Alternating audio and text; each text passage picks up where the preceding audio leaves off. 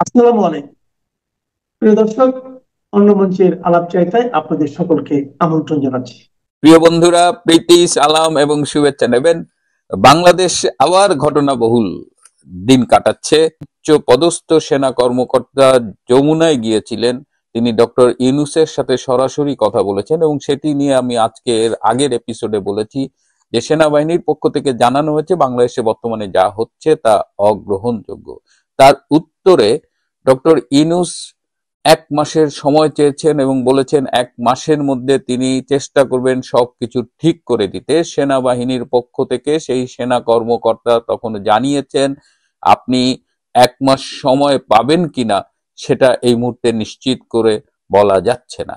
তারপরেই 3 দলের সাথে আলাদা আলাদা করে ডক্টর ইউনূস মিটিং করেছেন, বিএনপি, জামায়াতে ইসলাম এবং শিশু পার্টি এনসিপি।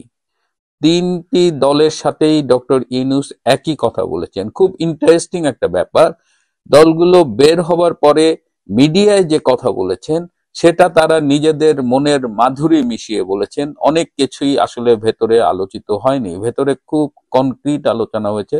মূলত ডক্টর ইউনূসের পক্ষ থেকে, যেহেতু সেনাবাহিনীর কাছ থেকে তিনি একটা মেসেজ পেয়েছেন এবং তিনি 1 মাস সময় চেয়েছেন, যে সময়টা তাকে দেওয়া হবে কিনা সেটা ইনশিওর করা হয়নি, সেই প্রেক্ষিতে ডক্টর ইউনূস কিছু কথা বলেছেন। 3টি পার্টিকেই একই রকমের কথা বলেছেন। সেই কথাগুলো আমি আমার মতো করে বলছি। ও মানে আই হ্যাভ প্যারাফ্রেজড যাকে বলে আর কি। ডক্টর ইউনূস বলেছেন, আপনাদের সহযোগিতা করতে এসেছিলাম, কিন্তু আপনারা অনৈক্য বিভেদের মধ্য দিয়ে যে পরিস্থিতির সৃষ্টি করেছেন তা আমাকে পীড়িত করেছে।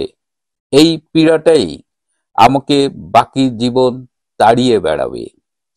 আমি তো আমার সর্বোচ্চ ঝুঁকিটাই নিয়েছিলাম। অর্থাৎ ডক্টর ইউনূস একদম ভেঙে পড়েছেন। যেভাবে আপনারা তো জানেন, আমার চাইতে ভালো জানেন, যেভাবে দেশ চলছে এটাকে দেশ চলা বলে না। আজকে এনসিপি সবাই মুখ খুলে ফেলেছে, মানে লাল বদরাই আজকে বলছে যে দেশ পরিচালনায় ডক্টর ইউনূস সম্পূর্ণ ব্যর্থ হয়েছেন। কেউ একজন বলেছে ডক্টর ইউনূস নপুংসক এবং নানান নানান বিশেষণে তাকে মানে অভিহিত করা হচ্ছে, যেটা আসলে ডক্টর ইউনূসের মতো মানুষ যারা নিজেদের ইমেজের ব্যাপারে খুব কনসার্ন এবং যারা তাদের পাবলিক রিলেশনস এর জন্য মিলিয়ন মিলিয়ন ডলার খরচ করেন, সেরকম একটা মানুষ সারা জীবনে যা অর্জন করেছেন আজকে সবকিছু তিনি হুমকির মুখে ফেলেছেন এই সামান্য অবৈধ একটা পদ দখল করতে গিয়ে। এবং তিনি বাংলাদেশের মতো একটা দেশকে একদম ধ্বংসের মুখে ঠেলে দিয়েছেন। তিনি আরো বলেছেন, আমার উপরে ইনক্লুসিভ, ফ্রি এবং ফেয়ার একটা ইলেকশন করবার জন্য প্রচন্ড চাপ রয়েছে। আপনারা যেভাবে ভাবছেন যে ইচ্ছে মতো যাকে তাকে বাদ দিয়ে আপনার একটা নির্বাচন করে ফেলবেন, সেটা সম্ভব হয়তো হবে না। পুরো পরিস্থিতির এই মুহূর্তে দাঁড়িয়ে ডক্টর ইউনূস রীতিমতো হতাশায় ভুগছেন এবং এক ধরনের আত্মসমর্পণও তিনি করে ফেলেছেন। আমি আরেকটি সূত্রে জেনেছি যে তিনি আসলে তার সেফ এক্সিটটা নিয়ে ভাবছেন এবং তিনি কোথায় যাবেন, কোন দেশে যাবেন। প্যারিস তাকে জায়গা দেবে না, ফ্রান্স তাকে জায়গা দেবে না, মোটামুটি জানিয়ে দিয়েছে। তারপরেও তিনি এই বিষয়গুলো নিয়ে ভাবছেন এবং গতকাল এই উচ্চপদস্থ সেনা কর্মকর্তা দেখা করার পরে তিনি আসলে বলা যায় যে ভেতরে ভেতরে খুব ভেঙে পড়েছেন। আমার যে সূত্র ওই মিটিং এ উপস্থিত ছিল, তিনি আগেও আমাকে জানিয়েছিলেন যে ফেব্রুয়ারিতে নির্বাচন হচ্ছে না কিংবা হতে দেওয়া হবে না। এই যে হতে দেওয়া হবে না, এইটার কারা কারা? এটার সাথে জামাত জড়িত, এটার সাথে এনসিপি জড়িত। আবার বর্তমানে যেভাবে নির্বাচনটা তারা করতে চাচ্ছে, আওয়ামী লীগকে বাদ দিয়ে, জাতীয় পার্টিকে বাদ দিয়ে, 14 দলকে বাদ দিয়ে, সেটি এই যে ইনক্লুসিভ না করা এক্সক্লুসিভ ইলেকশন, সেটি আবার হতে দেবে না। সেখানে ইন্টারন্যাশনাল স্টেক হোল্ডাররাও আছে, ইনক্লুডিং আমাদের প্রতিবেশী দেশটা। সুতরাং এই অবস্থায় আমার সূত্র সর্বশেষ আমাকে জানালো যে আমাদের জন্য ভালো কিছু হচ্ছে না।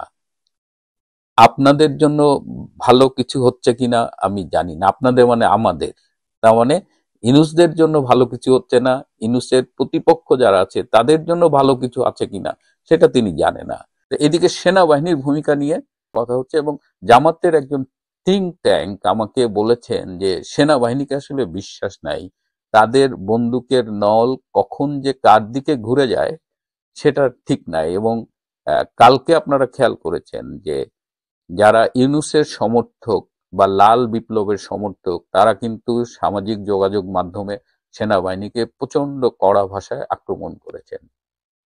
সুতরাং এবং সেনাপ্রধান ওয়াকারের উপরে স্পষ্ট চাপ রয়েছে সেনাবাহিনীর ভেতর থেকে, দেশের ভেতর এবং বাইরে থেকে, যে এই মুহূর্তে যা করণীয় দেশের এবং মানুষের স্বার্থে সেই ভূমিকাটি জেনারেল ওয়াকার যেন রাখেন। যদি তিনি সেটা না রাখেন তাহলে ওয়াকারের ফেট নিয়েও হয়তো আমাকে খুব তাড়াতাড়ি আরেকটা পর্ব করতে হবে।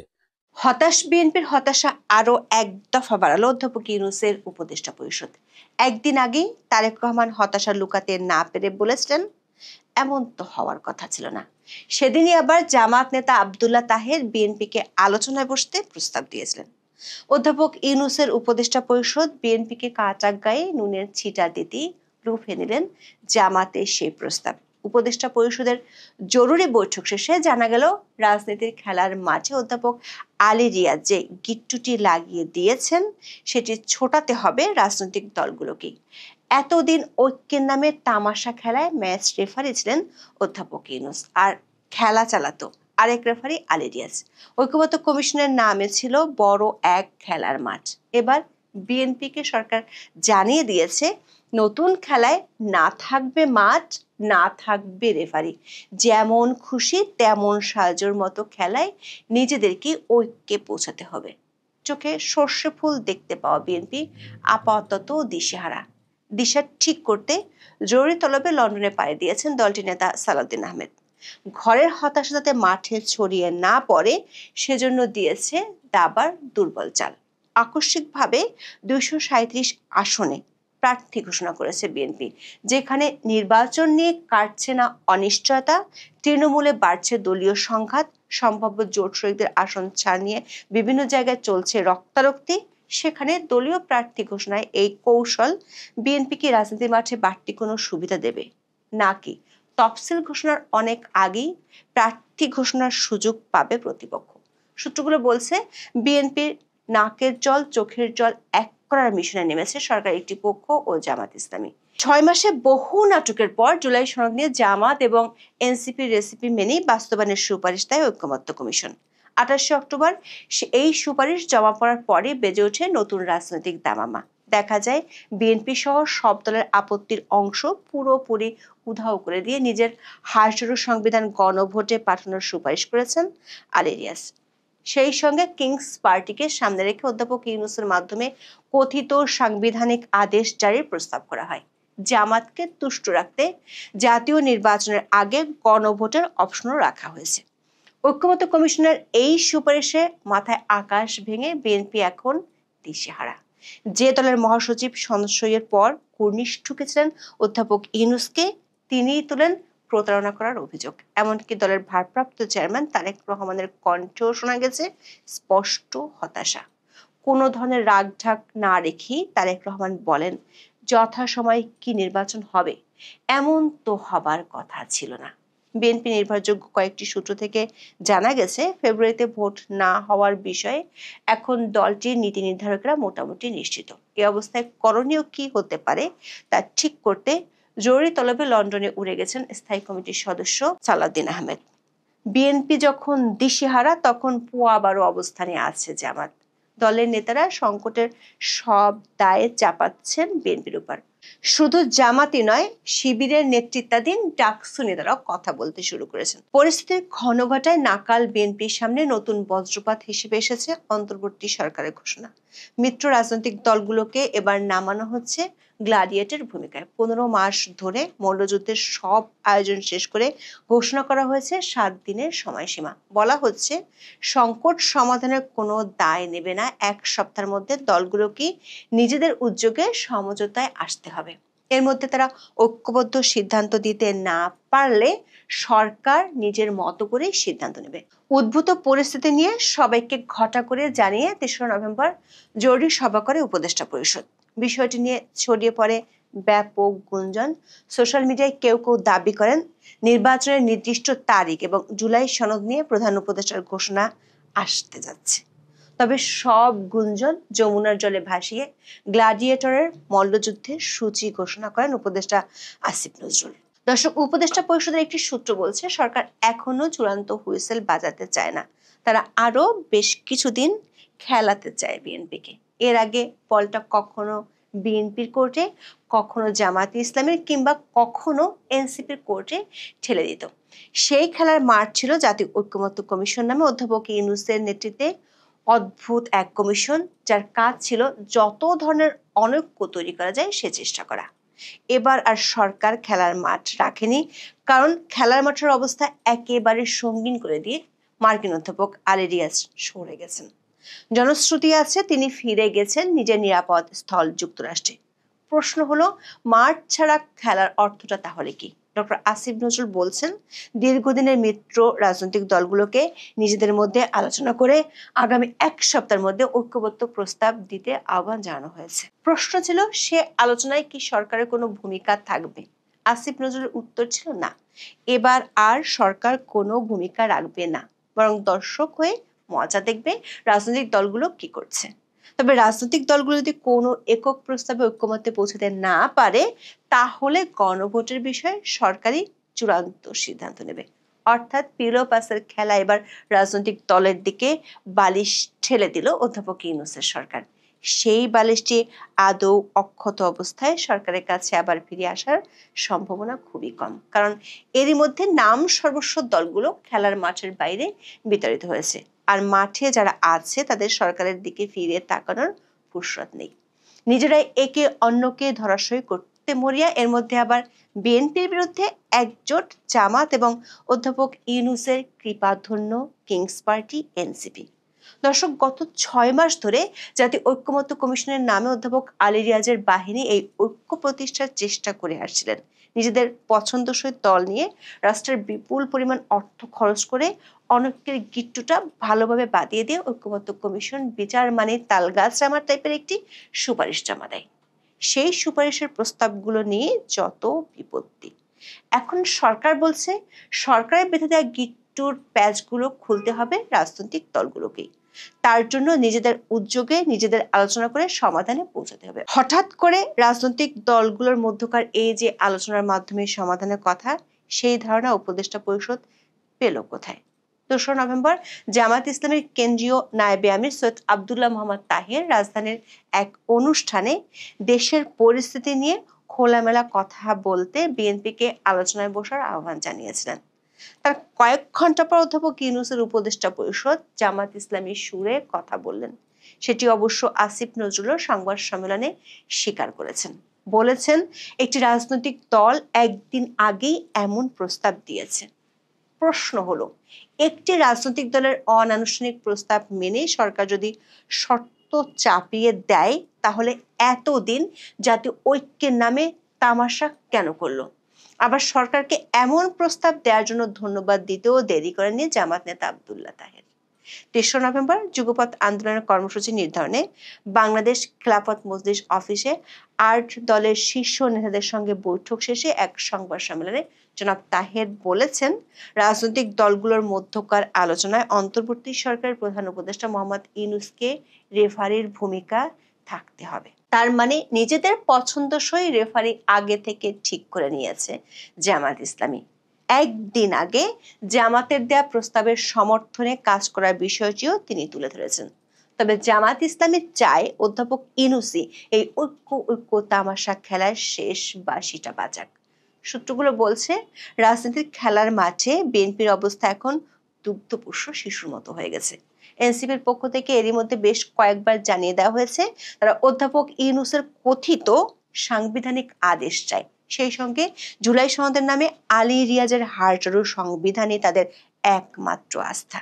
এনসিপি নেতা হাসনাত আব্দুল্লাহ 2রা নভেম্বর বরিশালে এক অনুষ্ঠানে বলেন জুলাই সনদের বাস্তবায়নের প্রক্রিয়ার অংশ হিসেবে গণভোটের আদেশ জারি করতেই হবে। অবশ্যই সেটি ডক্টর ইউনূসকে করতে হবে। অন্যদিকে ফেব্রুয়ারির আগে গণভোটের বিষয়ে এক চুলও ছাড় দিতে রাজি নয় জামাত। বিএনপিকে সব ধরনের চাপে রাখতে চায় দলটি। গণভোট কখন হবে, কিভাবে জুলাই সনদ বাস্তবায়িত হবে, পিআর পদ্ধতি নিয়ে বিএনপি যতগুলো সিদ্ধান্ত নিয়েছে সবগুলোতে তাদেরকে রাজনৈতিকভাবে পরাজিত করতে চায় জামাত ইসলামী। দলটির সিনিয়র নেতারা মনে করেন এটি করা গেলে ভোটের আগে বিএনপিকে নৈতিকভাবে পরাজিত করা যাবে। এতদিন যে ভোট হতে দেরি হলো, দেশে যে রাজনৈতিক অস্থিরতা ছিল তার জন্য সরাসরি বিএনপিকে দায়ী করা যাবে। মানে জামায়াত ইসলামী নির্বাচনের আগে প্রমাণ করতে চায় বিএনপি সংস্কার চায়নি, তারা শুধু ক্ষমতায় যেতে চেয়েছে। জামাতের একাধিক সূত্র বলছে বিএনপি যে কোনো মূল্যে সব ধরনের ছাড় দিয়ে নির্বাচন চায়, কিন্তু ভোটের আগে জামাত ইসলামী এমন পরিস্থিতি তৈরি করতে চায় যাতে সব ধরনের অচল অবস্থার জন্য বিএনপিকে দায়ী করা যায়। সে লক্ষ্যে জামাত পাশে পাচ্ছে সমমনা ইসলামী দলগুলোকে। সংখ্যানুপাতিক পদ্ধতিতে সংসদ নির্বাচন সহ 5 দাবিতে যুগপৎ আন্দোলনে থাকা জামাত ইসলামী সহ 8টি ইসলামী দল 6 নভেম্বর অন্তর্বর্তী সরকার প্রধান উপদেষ্টা অধ্যাপক মোহাম্মদ ইউনূসের কাছে স্মারকলিপি দিবে। দর্শক, এই 5 দফার দাবি পূরণ করে নির্বাচন হতে হলে 2026 কেন 2028 সালের ফেব্রুয়ারিতেও নির্বাচন হবে কিনা তা নিয়ে আকাশ সমান সন্দেহ আছে। বিএনপি ও এনসিপি সূত্রে জানা গেছে পর্দার আড়ালে বিএনপির সাথে সরকারের কিংস পার্টি এনসিপির আসন ভাগাভাগি প্রায় চূড়ান্ত হয়ে গেছে। কয়দিন আগে এনসিপি নেতাদের জুলাই সনদ নিয়ে গলার সুর ছিল বেশ চড়া। বিএনপিকে নিয়ে ছেলে খেলা মন্তব্যে দলটির নেতাদের কে কাকে ছাড়িয়ে যাবে তা নিয়ে ছিল প্রতিযোগিতা। তবে পর্দার আড়ালের সমঝোতার কারণে সে সুর পাল্টে যেতে শুরু করেছে। এখন তারা দোষ দিচ্ছে সরকারের ভিতরে একটি পক্ষকে। এনসিপির সদস্য সচিব আক্তার হোসেন সংবাদ সম্মেলনে বলেছেন, ওই পক্ষটি ঐক্যমত্য কমিশনের সুপারিশের বাইরে গিয়ে নিজেরাই ঐক্যমত্য কমিশন হওয়ার চেষ্টা করছে। এই চেষ্টার কারণে নির্বাচন ঝুঁকিতে পড়বে।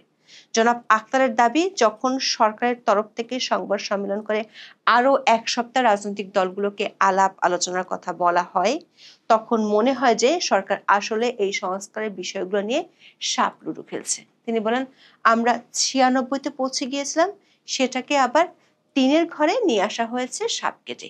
এই অবস্থায় বাংলাদেশের বর্তমান যে রাজনৈতিক পরিস্থিতি, তাতে সংকট আরো ঘনীভূত হচ্ছে বলে মনে করে এনসিপি। দর্শক, বিএনপিকে এখন ঘিরে ধরেছে চতুর্মুখী সংকট। নির্বাচন নিয়ে তৈরি হয়েছে বড় ধরনের শঙ্কা, তবে এরই মধ্যে দাবার ছকে দুর্বল চাল দিয়ে বাজিমাত করার স্বপ্ন দেখছে দলের কেউ কেউ। জরুরি সলা পরামর্শ করতে সালাউদ্দিন আহমেদ যখন লন্ডনে, ঠিক তখন ঢাকা থেকে 237 আসনে দলের প্রার্থী ঘোষণা করেছেন বিএনপির মহাসচিব মির্জা ফখরুল ইসলাম আলমগীর। সংসদে 300 আসনের মধ্যে 63টি আসন ফাঁকা রেখেছে বিএনপি। ধারণা করা যায় এসব আসনের সম্ভাব্য জোট সঙ্গীদের ছাড় দেওয়া হতে পারে। তবে ছাড় দেওয়া আসনের কোনোটিতেই সম্ভাব্য জোট সঙ্গী দলের প্রার্থীরা সুবিধা পাবেন এমন সম্ভাবনা নেই। যেমন ব্রাহ্মণবাড়িয়ার 6 আসনটি ফাঁকা রাখা হয়েছে। এখানে মনোনয়ন পেতে আগ্রহী গণসংহতি আন্দোলনের জুনায়েদ সাকি। তবে ইতিমধ্যে তার বিরুদ্ধে বিক্ষোভ করেছেন স্থানীয় বিএনপি নেতাকর্মীরা। আবার পটুয়াখালী 3 আসনটি চান গণ অধিকার পরিষদের নুরুল হক নূর। সেখানেও রয়েছে বিএনপি শক্তিশালী একাধিক মনোনয়ন প্রত্যাশী। কয়েক মাস আগে নিজ এলাকায় বিএনপি নেতাকর্মীদের হাতে অবরুদ্ধ হতে হয় নূরকে। এরই মধ্যে মাদারীপুর, চট্টগ্রাম সহ বেশ কয়েক জায়গায় বিএনপির বিক্ষুব্ধ নেতা ও সমর্থকেরা সহিংসতায় নেমে পড়েছে। যে আশঙ্কা করা হচ্ছিল সে বিপদে পড়তে শুরু করেছে দলটি। শুধু জোট সঙ্গীদের জন্য আসন ছাড় নয়, বিভিন্ন এলাকায় আগাম প্রার্থী ঘোষণার ফলেও বিপদে পড়তে পারে বিএনপি। বিদ্রোহী প্রার্থীরা স্বতন্ত্র অথবা বিএনপির প্রতিপক্ষ দলের মনোনয়ন নিয়ে নির্বাচনে লড়ার জন্য যথেষ্ট সময় পাবেন। এর ফলে ভোটের মাঠ বিএনপির জন্য আরো কঠিন হয়ে পড়বে বলে আশঙ্কা করছেন দলেরই প্রভাবশালী একটি অংশ।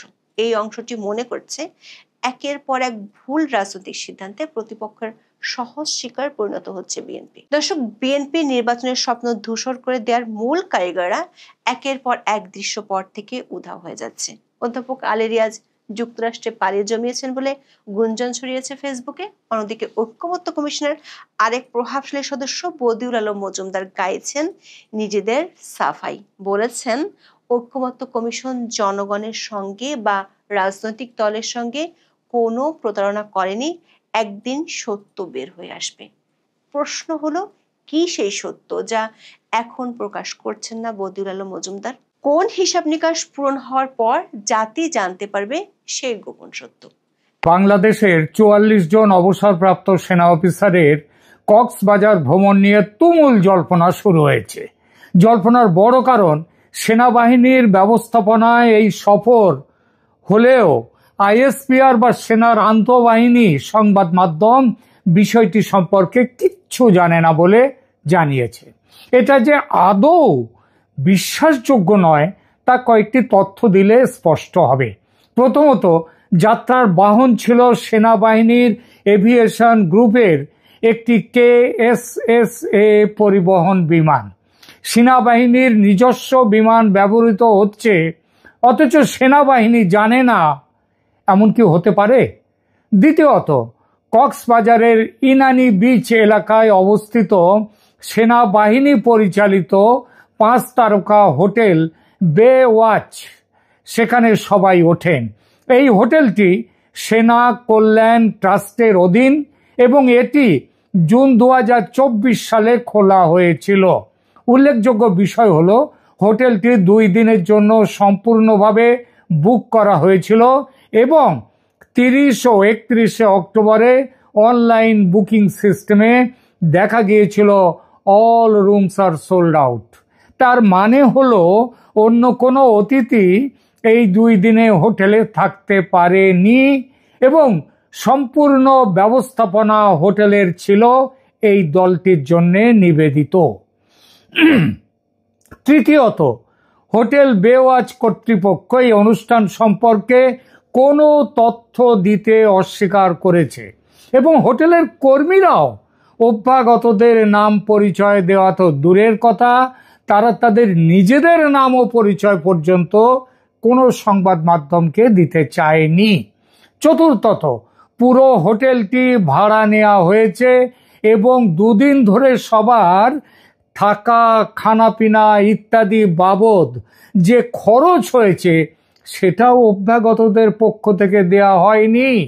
অর্থাৎ পুরো ভ্রমণ পর্বটি যে সেনাবাহিনীর বা সরকারের স্পন্সর করা, সেটি নিয়ে সন্দেহের কোনো অবকাশ নেই।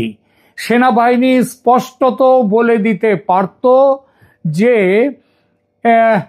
এটা সামান্য সাধারণ বিষয়, এত মাথা ঘামানোর কিছু নেই, প্রাক্তনদের সম্মান জ্ঞাপনের জন্য এটি একটি সফর বলেই দিতে পারত।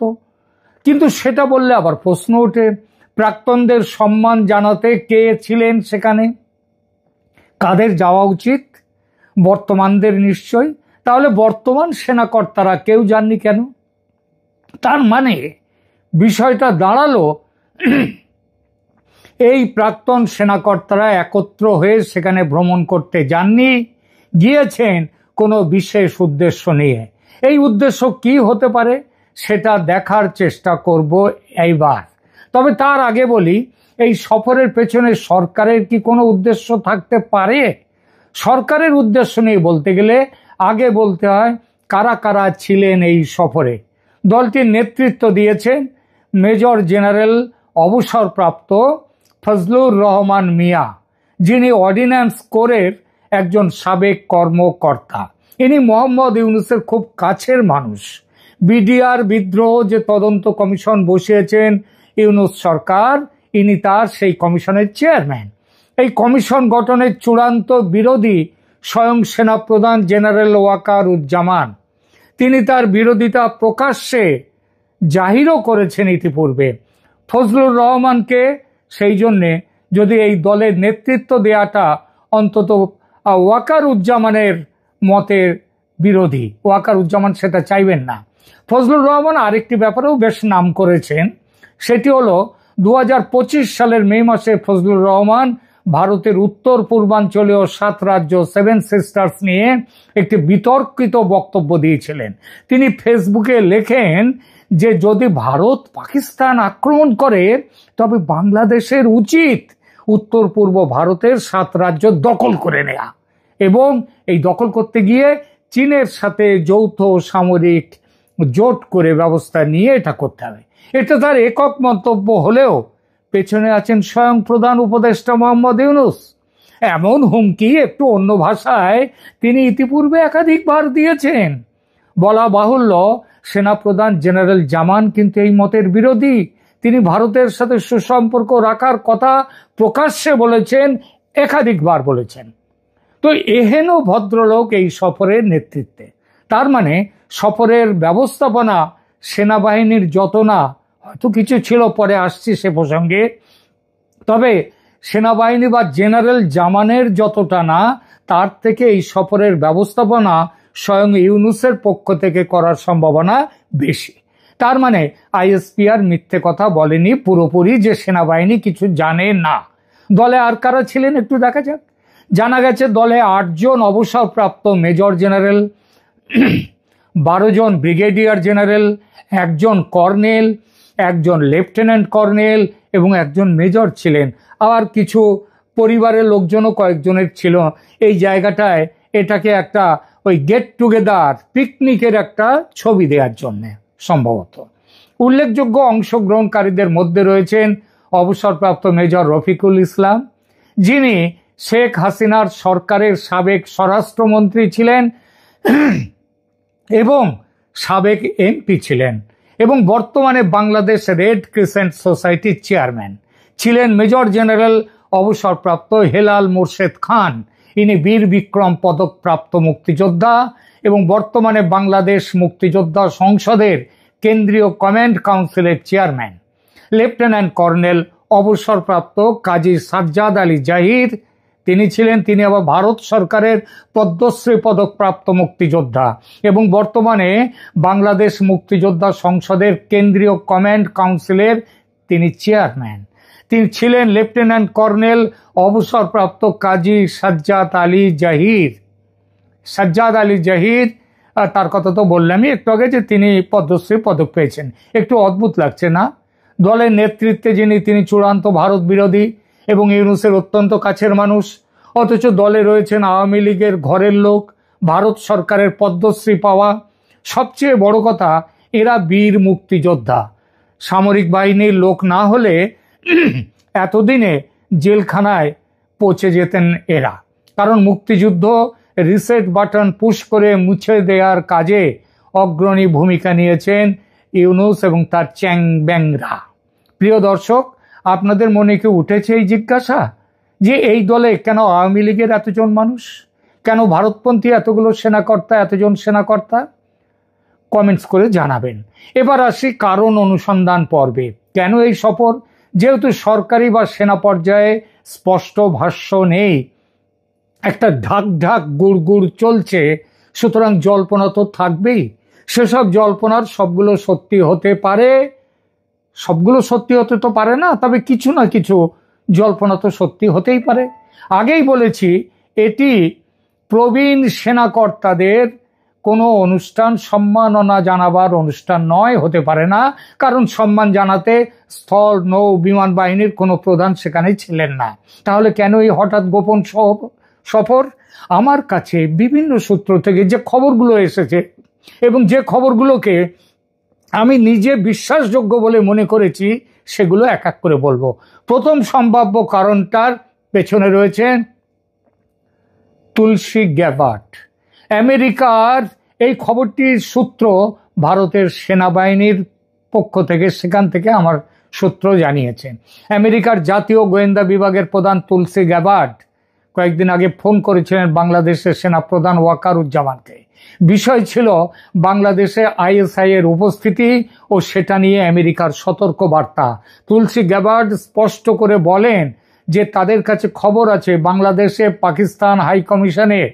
পাকিস্তানের হাই কমিশন যেটা ঢাকায় আছে, সেখানে আইএসআই এর 1 ব্রিগেডিয়ার, 2 কর্নেল, 4 মেজর এবং পাকিস্তান বিমান ও নৌবাহিনীর সাপোর্ট স্টাফ সমেত আইএসআই এর অফিসিয়ালরা মোতায়েন হয়েছে।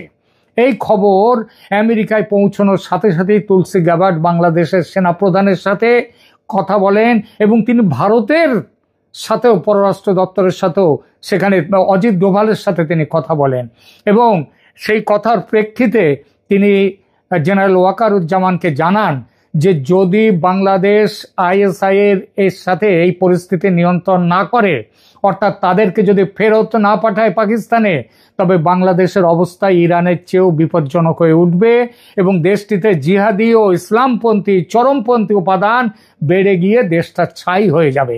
ভারত যে কোনো মুহূর্তে প্রিএম্পটিভ অ্যাটাক, অর্থাৎ আগে ভাগেই একেবারে মূলে বিনাশ করে দেওয়ার জন্য অ্যাটাক করে দিতে পারে। আবার এর ফলস্বরূপ সেনা, বিমান এবং নৌবাহিনীর প্রধানরা সঙ্গে সঙ্গে ছুটে যান ইউনূসের সাথে জরুরি বৈঠকে। নির্বাচন নিয়ে বৈঠক করতে যাননি এই বলে যে খবর এসেছে সেটা ভুয়ো। তারা ওখানে যান এবং গিয়ে ইউনূসকে বলেন অবিলম্বে ঢাকার পাকিস্তান হাই কমিশন থেকে আইএসআই এর যারা আছে তাদেরকে চলে যেতে বলুন, তাদেরকে কার্যকলাপ বন্ধ করতে বলুন, না হলে কিন্তু পরিস্থিতি হাতের বাইরে চলে যাবে। এই বিষয়টি জানবার পর ইউনূস তিনি করেছেন কি, প্রাক্তন সেনাকর্তাদের নিজের পক্ষে আনার চেষ্টা হিসেবে এই সফরের ব্যবস্থা করেছেন। দ্বিতীয় সম্ভাব্য কারণ, শেখ হাসিনার প্রত্যাবর্তনের সম্ভাবনা যত উজ্জ্বল হচ্ছে, মোহাম্মদ ইউনূস ও তার উপদেষ্টারা ততই মুষড়ে পড়ছেন। শেখ হাসিনা ফিরে এলে জুলাই ষড়যন্ত্র বা অভ্যুত্থানে যুক্তরা যে আদৌ ইনডেমনিটি পাবে না সেটা বুঝে গেছে সবাই। সেজন্য আওয়ামী লীগপন্থী সেনাকর্তাদের দিয়ে ভারতের শেখ হাসিনার সঙ্গে যোগাযোগের চেষ্টা করা হয়েছে কক্সবাজার থেকে, যাতে শেখ হাসিনা কোনো প্রতিশোধমূলক ব্যবস্থা গ্রহণ না করেন। জানা গেছে শেখ হাসিনার সঙ্গে সরাসরি যোগাযোগ স্থাপিত করা যায়নি, তবে ভারতে অবস্থানরত হাসিনা মন্ত্রিসভার কয়েকজন সিনিয়র মন্ত্রীর সঙ্গে কথা বলে আর্জি জানানো হয়েছে। তৃতীয় সম্ভাবনাটি হলো, ভারত উত্তর পূর্ব সীমান্তে 6 দিনের জন্য নোটিশ টু এয়ারম্যান মানে নোটাম জারি করেছে, যা একটা বড় সামরিক কার্যকলাপের ইঙ্গিত। এটি এয়ার ডিফেন্সের প্রস্তুতি বা অপারেশন সিন্দুর পার্ট 2 তার প্রস্তুতি হতে পারে। সর্বাধুনিক সমরসজ্জার সঙ্গে 5000-এর মতো সৈন্য, নৌ, বিমান ও স্থল বাহিনীর তারা প্রস্তুত রয়েছে। পরিস্থিতি এমনই উত্তপ্ত যে কোনো মুহূর্তে বড় কোনো অভিযান শুরু হয়ে যেতে পারে।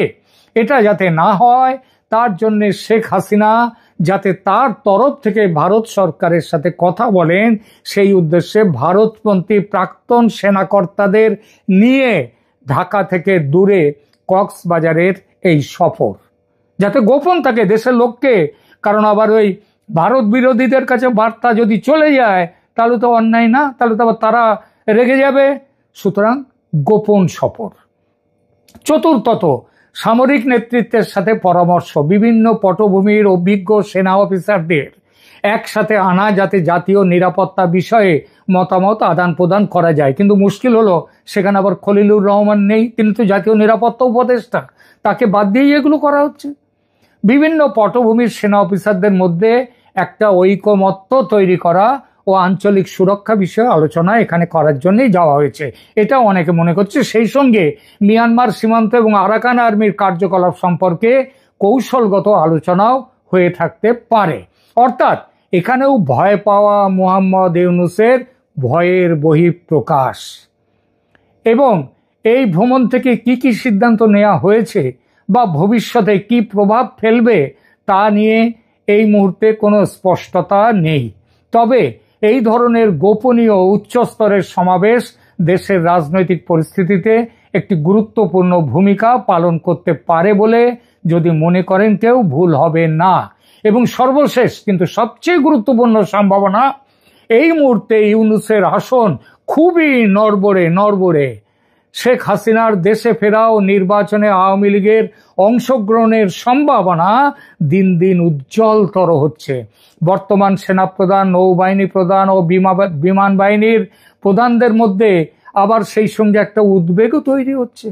কেননা অপরাধ ট্রাইব্যুনালে যেমন তাদের ফ্যাসিস্টের দোষর হওয়ার জন্য বিচার হতে পারে, আবার শেখ হাসিনা দেশে ফিরলেও দেশদ্রোহের অভিযোগে তাদের বিচারের সম্ভাবনা।